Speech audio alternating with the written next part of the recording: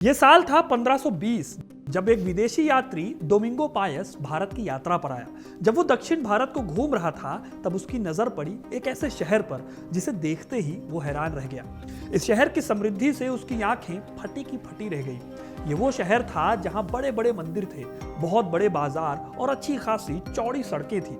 Domingo Paes ने जब इस शहर को देखा तो उसके मुंह से एक ही जगह का नाम निकला। ये नाम था रोम। भारत का ये शहर उसे रोम जितना समृद्ध लगा। जिस शहर में डोमिंगो की आंखें चौंधिया गई थी वो शहर कोई और नहीं बल्कि विजयनगर साम्राज्य की राजधानी थी। इस शहर का नाम था हम्पी। भारतीय इतिहास का वो शहर जो 14वीं और 15वीं सदी में भारत के सबसे समृद्ध शहरों में से एक था। एक ऐसा शहर जिसके वैभव से कोई भी उसे स्वर्ग समझ बैठे। मगर इस सुनहरे शहर को आगे चलकर बहमनी सल्तनत ने ऐसे बर्बाद किया कि ये कभी दोबारा नहीं उठ पाया। आज ये शहर एक खंडहर है, लेकिन इसके खंडहर भी अपनी एक अलग कहानी कहते हैं। आज मैं आपको इसी शहर की कहानी सुनाने वाला हूँ। कैसे बना ये शहर और कैसे ये बर्बादी की भेंट चढ़ गया, ये सब जानने के लिए वीडियो को अंत तक जरूर देखिएगा, क्योंकि अपना इतिहास नहीं जानोगे तो खुद को कैसे पहचानोगे।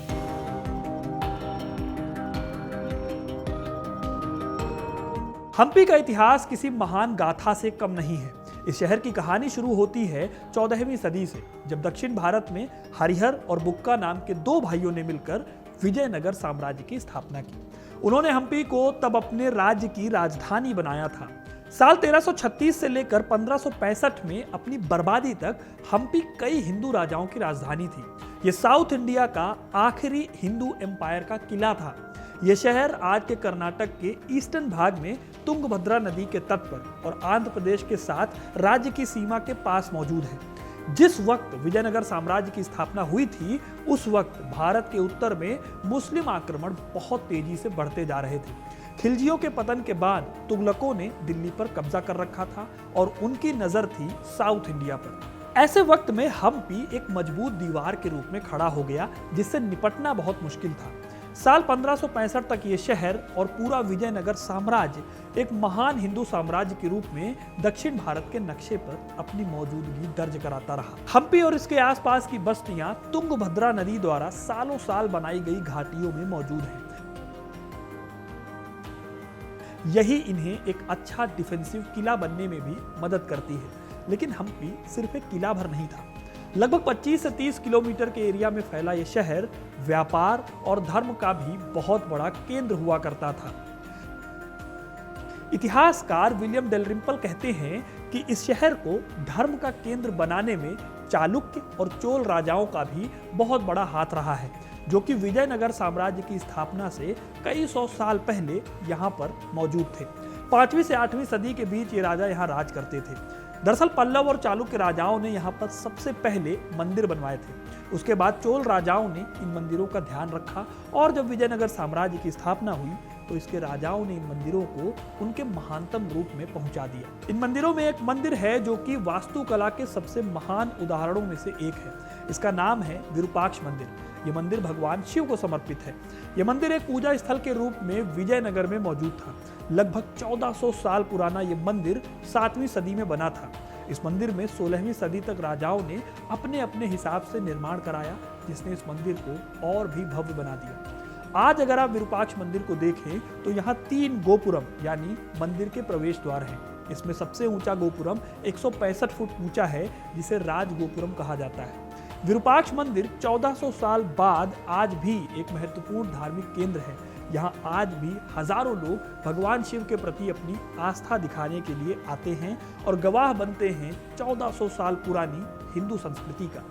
इस मंदिर की नक्काशी, इसके स्तंभ और छत की सजावट अपने आप में नायाब है, जो विजयनगर के टेम्पल आर्किटेक्चर के हायर लेवल को दिखाता है। विरूपाक्ष मंदिर के अलावा यहाँ पर विट्ठल मंदिर भी मौजूद है, जो भगवान विष्णु के विट्ठल रूप को समर्पित है। विट्ठल मंदिर का निर्माण राजा देवराय द्वितीय के शासनकाल यानी 1422 से 1446 ईस्वी के दौरान किया गया। ये मंदिर विजयनगर साम्राज्य द्वारा अपनाई गई शैली का प्रतीक है। इसकी सबसे बड़ी खासियत है इसका रंगमंडप और 56 म्यूजिकल पिलर्स, यानी कि इन खंभों को अगर आप थपथपाते हैं तो इससे संगीत निकलता है, इसीलिए इन्हें म्यूजिकल पिलर्स भी कहते हैं। विट्ठल मंदिर का रथ ही है जिसे हमारे 50 रुपए के नोट पर छापा गया है। सबसे बड़ी बात है कि इस मंदिर के रथ के पहिए आज भी घूमते हैं। लोग आज भी इस मंदिर को देखने आते हैं और हैरानी से भर जाते हैं जब वो इस मंदिर की नक्काशी और इसका आर्किटेक्चर देखते हैं। इन सब के अलावा यहाँ पर लोटस महल है जो इंडो इस्लामिक शैली में बनाया गया है। माना जाता है कि यह महल एक रानी के विश्राम स्थल के रूप में इस्तेमाल होता था।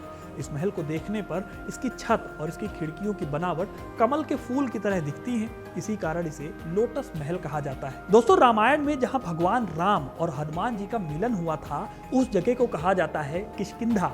ये किष्किंधा विजयनगर साम्राज्य का ही हिस्सा हुआ करता था।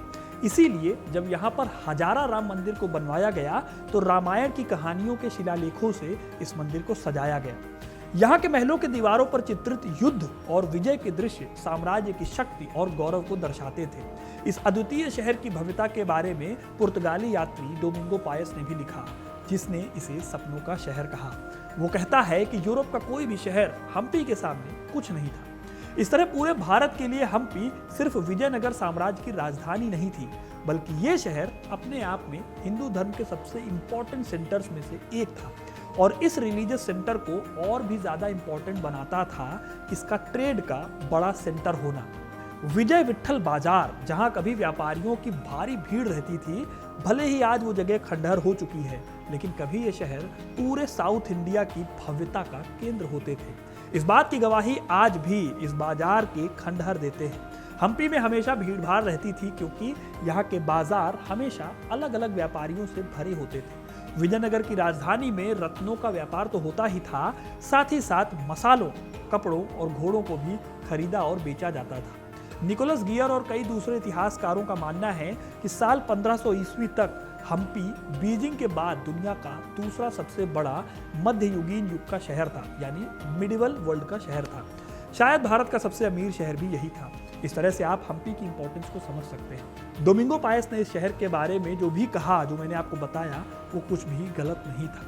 हम्पी की ये सभी महान स्थल इस बात का सबूत हैं कि ये शहर कभी भारत का सबसे बड़ा और समृद्ध शहर था।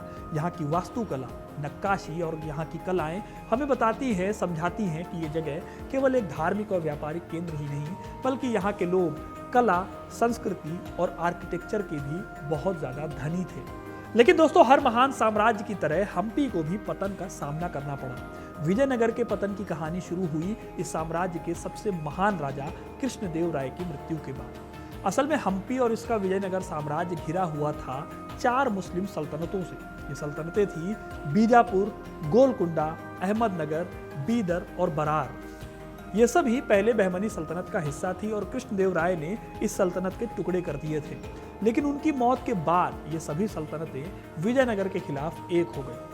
आखिर में साल 1565 में तालीकोटा या राक्षसी तांगड़ी का युद्ध हुआ, जिसमें इन चारों सल्तनतों ने मिलकर विजयनगर साम्राज्य पर हमला कर दिया। इस युद्ध में विजयनगर साम्राज्य के आखिरी राजा, जो कि कृष्णदेवराय के दामाद थे, यानी आलिया राम राय, उनकी हार हो गई और मुस्लिम सेनाएं हम्पी शहर के अंदर प्रवेश कर गईं।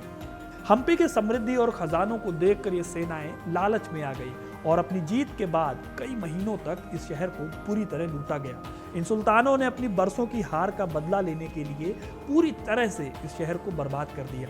तालीकोटा युद्ध के बारे में रॉबर्ट सेवेल नाम के एक ब्रिटिश सिविल सर्वेंट अपनी किताब द फॉरगटन एम्पायर में लिखते हैं, युद्ध की खबर जब राजधानी हम्पी तक पहुंची तो लोगों को विश्वास करना इतना मुश्किल हो रहा था कि विजयनगर जैसा इतना विशाल सेना वाला साम्राज्य युद्ध में किसी दुश्मन सेना से हार भी सकता है। लेकिन जब उन्हें उनके राजा राम राय का कटा हुआ सिर दिखाया गया, तब वो सब बुरी तरह से टूट गए।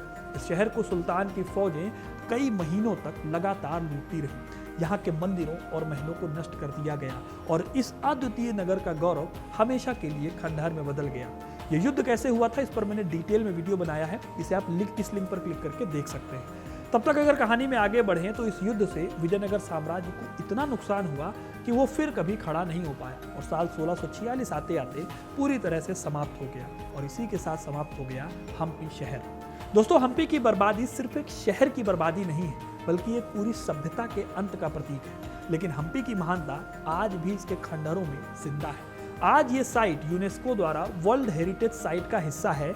हर साल हजारों लोग देश और विदेश से इसके ऐतिहासिक खंडहरों को देखने आते हैं और हैरानी से भर जाते हैं कि इतना महान शहर कभी इस देश में हुआ करता था। दोस्तों, हम्पी की संरचनाएं, यहाँ के मंदिर और पत्थरों से बनी मूर्तियां उस युग की कहानी कहती हैं जब हम्पी वास्तव में अपने समय का सबसे महान शहर हुआ करता था। हम्पी का इतिहास हमें सिखाता है कि कैसे एक महान सभ्यता का समय के साथ पतन हो सकता है, लेकिन उसकी संस्कृति हमेशा जीवित रहती है। पत्थरों और खंडहरों के रूप में जो उसके स्वर्णिम अतीत की कहानी कहते हैं, उस तरह से हम्पी शहर आज भी जिंदा है। तो दोस्तों, ये थी कहानी हम्पी शहर के इतिहास की। आपको ये कहानी कैसी लगी कमेंट करके जरूर बताइएगा। वीडियो को लाइक और शेयर करना ना भूलें और ऐसी इंटरेस्टिंग कहानियों के लिए, इतिहास से जुड़े रहने के लिए हिस्ट्री कनेक्ट को सब्सक्राइब जरूर करें। धन्यवाद।